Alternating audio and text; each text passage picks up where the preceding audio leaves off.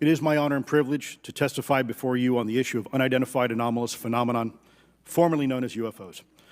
On behalf of our brave men and women in uniform and across the intelligence community, as well as my fellow Americans who have awaited this day, thank you for your leadership on this important matter. Let me be clear. UAP are real. Advanced technologies, not made by our government or any other government, are monitoring sensitive military installations around the globe. Furthermore, the U.S. is in possession of UAP technologies, as are some of our adversaries.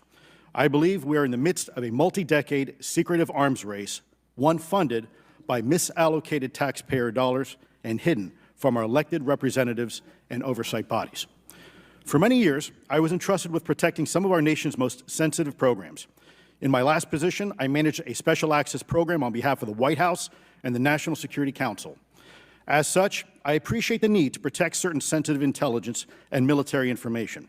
I consider my oath to protect secrets as sacred, and I will always put the safety of the American people first.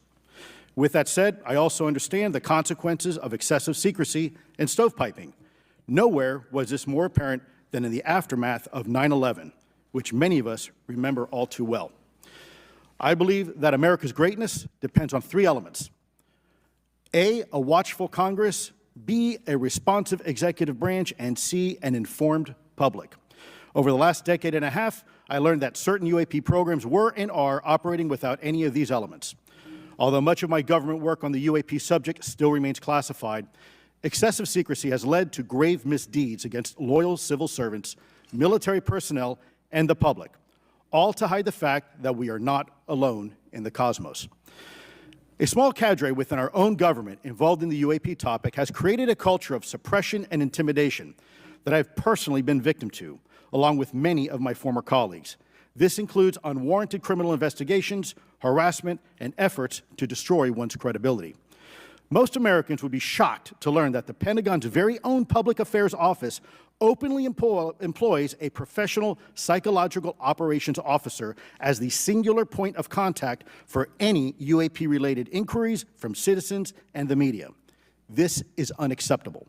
Many of my former colleagues and I have provided classified testimony to both the Department of Defense and the Intelligence Community Inspector General, and many of us have subsequently been targeted by this cabal with threats to our careers, our security clearances, and even our lives.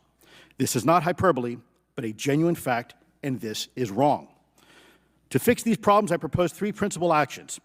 First, Congress and the President should create a single point of contact responsible for a whole-of-government approach to the UAP issue.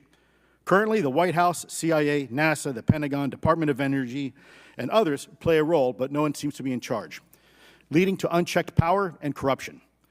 Second, we need a national UAP strategy that will promote transparency and help restore the American public's trust at a time when the public's trust is at an all-time low. This strategy should include a whole-of-government approach, including the academic and scientific communities, the private sector, and our international partners and allies.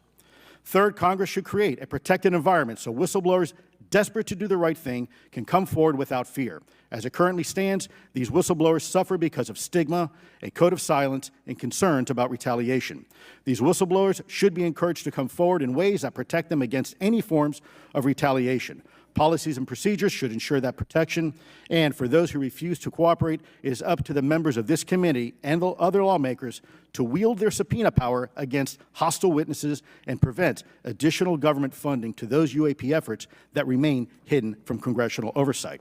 In closing, we as Americans have never been afraid of a challenge. In fact, we thrive on them, whether it's eradicating polio or going to the moon. We don't run from a challenge, we take it head on. To the incoming administration and Congress, I say to you, we need immediate public transparency, and this hearing is an important step on that journey. If we approach the UAP topic in the same way as we, as Americans, have met other challenges, we can restore our faith in our government institutions. Together, we can usher in a new era of accountable government and scientific discovery. I believe that we as Americans can handle the truth, and I also believe the world deserves the truth. Thank you, esteemed members of Congress, for your time today.